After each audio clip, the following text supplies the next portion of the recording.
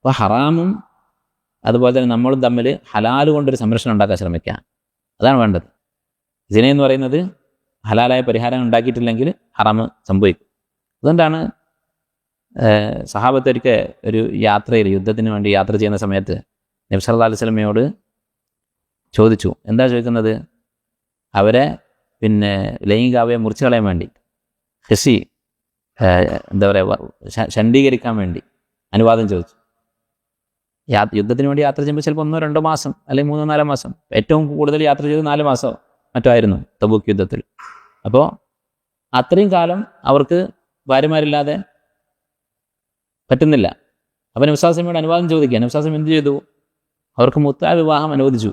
മുത്തഅ വിവാഹം ഇസ്ലാമിൽ തുടക്കത്തിൽ അനുവദിച്ചിരുന്നു, പിന്നീട് അത് ഹറാമാക്കിയതാണ്. അപ്പോൾ നബി സല്ലല്ലാഹു അലൈഹി വസല്ലം അവരോട് എന്താ പറഞ്ഞത്?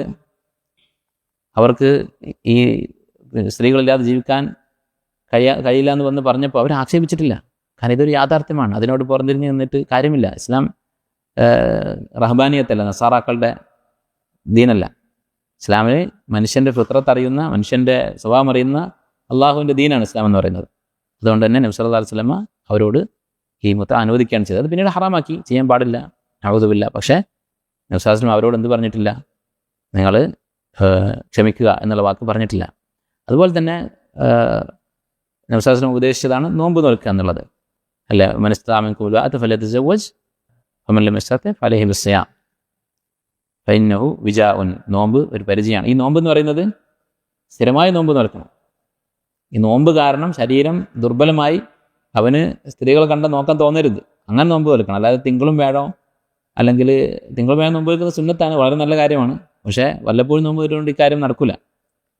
വിവാഹം കഴിക്കുക എന്നുള്ളതാണ് പരിഹാരം. നോമ്പ് നോൽക്കുക എന്നുള്ളത് എളുപ്പമുള്ളൊരു പരിഹാരമല്ല, വളരെ പ്രയാസമാണ്. ഈ സിനയിൽ നിന്ന് രക്ഷപ്പെടാനുള്ള നോമ്പ് എന്ന് പറയുന്നത് അത് മാസത്തിൽ 3 ദിവസമോ തിങ്കളും വ്യാഴവും ഒന്നും അല്ല. അതിനേക്കാളൊക്കെ കൂടുതൽ നോൽക്കേണ്ടി വരും. എന്നാലേ ഈ ഫലം ഉണ്ടാവുള്ളൂ. വിവാഹം കഴിക്കുക എന്നുള്ളതാണ് പരിഹാരം. അതുകൊണ്ട് തന്നെ വിവാഹം എളുപ്പമാക്കുക. അതാണ് അള്ളാഹു സുബ്ഹാനഹു വ തആല ഇവിടെ ഖുർആനിൽ കാണിച്ചു തന്നത്. ആദ്യം ഭാര്യമാരും അടിമകളും ഇക്കാര്യമൊക്കെ പറഞ്ഞു കഴിഞ്ഞിട്ടാണ് ഫമൻ ഇബ്തഗ വറാഅ ദാലിക എന്ന് പറയുന്നത്. അതിനപ്പുറത്ത് അന്വേഷിക്കുന്നവർ അവരാണ് അക്രമികൾ. അപ്പോൾ യഥാർത്ഥത്തിൽ വളരെയധികം നമ്മൾ ശ്രദ്ധിക്കേണ്ട ഒരു വിഷയമാണിത്. അല്ലെ, ചെറുപ്പക്കാരായ മക്കൾക്ക് വിവാഹം എളുപ്പമാക്കി കൊടുക്കുക.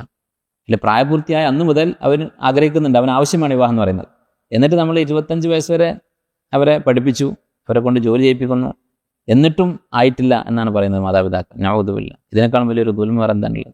ഒരുപക്ഷെ അതോടുകൂടി അവൻ ദീൻ തന്നെ ഉപേക്ഷിച്ച് പോയിട്ടുണ്ടാവും. ഇപ്പോൾ ആൾക്കാർക്ക് പരാതിയാണ്, കുറേ മുസ്ലിങ്ങൾ എക്സ് മുസ്ലിം ആയിരിക്കുന്നു, വൈ മുസ്ലിം ആയിരിക്കുന്നു. പ്രധാനമായിട്ടുള്ളൊരു കാരണം ഇത് തന്നെയാണ്. കാരണം മാസിയത്തുകളിലൂടെയാണ് കുഫറിലെത്തുന്നത്. അതാണ് അനുഭവം. അല്ലെ, യുക്തിവാദിയായ ആളുകളൊക്കെ നോക്കിയാൽ മിക്കവാറും മാസിയത്തുകളിലൂടെയാണ് പോകുന്നത്. ആ മാസിയത്തിൻ്റെ ഏറ്റവും വലിയൊരു ബാബാണ്, ഏറ്റവും വലിയ വാതിലാണ് ഈ പറയുന്ന ജീവിത വിശുദ്ധി നഷ്ടപ്പെടുക എന്നുള്ളത്. അത് നഷ്ടപ്പെട്ട് കഴിഞ്ഞാൽ പിന്നെ എന്താ സംഭവിക്കുക? പിന്നെ കുറ്റബോധമുണ്ട് മനസ്സിൽ. കുറ്റബോധം എന്ന് പറയുന്നത് ഒരു മനുഷ്യനെ ഇഷ്ടപ്പെടുന്നില്ല. അപ്പോൾ കുറ്റബോധം ഇല്ലാതാക്കണമെങ്കിൽ ഒന്നുകിൽ തിന്മ നിർത്തണം, അല്ലെങ്കിൽ ഇത് തിന്മയാണെന്നുള്ള വിശ്വാസം നിർത്തണം. അപ്പോൾ തിന്മ നിർത്താൻ എങ്ങനെ മനുഷ്യന് സാധിക്കുന്നില്ല. തിന്മ നിർത്തണമെങ്കിൽ ഹലാലായ പരിഹാരം വേണം. അതില്ല, അത് നമ്മൾ കൊട്ടി അടച്ചിട്ടുണ്ട്. പിന്നെയുള്ളത് എന്താണ്? ഈ കുറ്റബോധം ഇല്ലാതാക്കണം. അതിന് വിശ്വാസം ഇല്ലാതാക്കിയാൽ മതി. ഇതൊരു തെറ്റല്ലെന്ന് വിശ്വസിച്ചാൽ പിന്നെ പ്രശ്നമില്ലല്ലോ. അങ്ങനെയാണ് പല ആളുകളും വഴിതെറ്റി പോകുന്നത്. അതിന് ഉത്തരവാദികൾ വലിയ ഒരു പങ്ക് രക്ഷിതാക്കൾക്കുണ്ട്. പെൺകുട്ടികളുടെ രക്ഷിതാക്കളും ആൺകുട്ടികളുടെ രക്ഷിതാക്കളും. വിവാഹം എളുപ്പമാക്കി കൊടുക്കുക, നേരത്തെ വിവാഹം കഴിക്കാൻ ചെറുപ്പക്കാരെ പ്രോത്സാഹിപ്പിക്കുക, അതാണ് ചെയ്യേണ്ടത്. അതുപോലെ തന്നെ പെൺകുട്ടികൾക്ക് ഇസ്ലാമികമായ അവരുടെ ഉത്തരവാദിത്തം എന്താണ് എന്നുള്ള കാര്യം ബോധ്യപ്പെടുത്തി കൊണ്ടുവരിക. അവരെ ഏറ്റവും പ്രധാനപ്പെട്ട ഉത്തരവാദിത്തം എന്ന് പറയുന്നത് ഒരു നല്ല ഭാര്യയാകുക എന്നുള്ളത് തന്നെയാണ്. അതാണ് അവർ ഒന്നാമത്തെ ഉത്തരവാദിത്തം. അത് കഴിഞ്ഞിട്ടുള്ള ബാക്കി കാര്യങ്ങൾ. ബാക്കിയുള്ളത് ഉണ്ടായാൽ നല്ലത്, ഇല്ലെങ്കിൽ ഒരു കുഴപ്പമില്ല. ബാക്കിയുള്ള അവരുടെ വിദ്യാഭ്യാസം, ദീനി വിദ്യാഭ്യാസം പോലും അല്ല, ദീനി വിദ്യാഭ്യാസത്തിന് പോയിട്ട് കുറേ കാലം പോയിട്ട് വിവാഹം കഴിക്കാത്ത പെൺകുട്ടികളുണ്ട്. നഊദുബില്ല. അവരുടെ ഒന്നാമത്തെ ഉത്തരവാദിത്തം വിവാഹം കഴിക്കുക എന്നുള്ളതാണ്, ഒരു ഭാര്യയാവുക എന്നുള്ളതാണ്, ഉമ്മയാവുക എന്നുള്ളതാണ്. അപ്പോൾ ആ രീതിയിൽ പെൺകുട്ടികളെയും വളർത്തുക, അതുപോലെ ആൺകുട്ടികളെയും നേരത്തെ സമ്പാദിക്കാനും, അല്ലെ മാതാപിതാക്കളെ സഹായിച്ച് വിവാഹം കഴിക്കുക എന്നുള്ളതൊന്നും നടക്കാൻ പോകുന്നില്ല. അപ്പോൾ നമ്മളെ മക്കളാണെങ്കിൽ അവരെ സഹായിക്കുക, നമ്മുടെ സുഹൃത്തുക്കളാണെങ്കിൽ, ചെറുപ്പക്കാരായ സുഹൃത്തുക്കളാണെങ്കിൽ അവരോട് ഒരു വരുമാനം കണ്ടെത്തി എത്രയും പെട്ടെന്ന് വിവാഹം കഴിക്കാനുള്ള പ്രോത്സാഹനം നൽകുക. അത് മാത്രമേ പരിഹാരമുള്ളൂ. മൻ ഇസ്തതാഅ മിൻകുമുൽ ബാഅത ഫല്യതസവ്വജ്. കഴിവുള്ളവൻ വിവാഹം കഴിക്കട്ടെ എന്നാണ് നബി സ്വല്ലല്ലാഹു അലൈഹി വസല്ലം പറഞ്ഞത്. അതിൻ്റെ അർത്ഥം ചില പണ്ഡിതന്മാർ പറയുന്നത് എന്താണ്? കഴിവെന്ന് പറഞ്ഞാൽ ഒരു വിഭാഗം പണ്ഡിതന്മാർ പറയുന്നത് ലൈംഗിക ശേഷി എന്നാണ്, അതായത് വിവാഹം കഴിക്കാനുള്ള ആരോഗ്യം ഉണ്ടെങ്കിൽ കഴിക്കട്ടെ എന്നാണ്. എന്നാൽ കൂടുതൽ ശരിയായത് അതിനുള്ള ചിലവ് സാമ്പത്തിക ശേഷി ഉണ്ടെങ്കിൽ എന്നുള്ളത് തന്നെയാണ്. പക്ഷെ എന്താണ് സാമ്പത്തിക ശേഷി? അത് വിവാഹം കഴിച്ച് മരണം വരെ ജീവിക്കാനുള്ള സമ്പത്താണോ, അല്ലെങ്കിൽ വീട് വെക്കാനുള്ള കഴിവാണോ? അല്ല. മഹർ, അതുപോലെ അത്യാവശ്യം ഇവർക്ക് രണ്ടുപേർക്ക് ജീവിക്കാനുള്ള ശേഷിയുണ്ടെങ്കിൽ വിവാഹം കഴിക്കുക. ബാക്കി അള്ളാഹു സുബ്ഹാനഹു വ തആല എളുപ്പമായി കൊടുക്കും. വഅൻകിഹുൽ അയാമ മിൻകും വസാലിഹീന മിൻ ഇബാദിക്കും വഇമാഇക്കും വഇൻ യകൂനു ഫുഖറാ.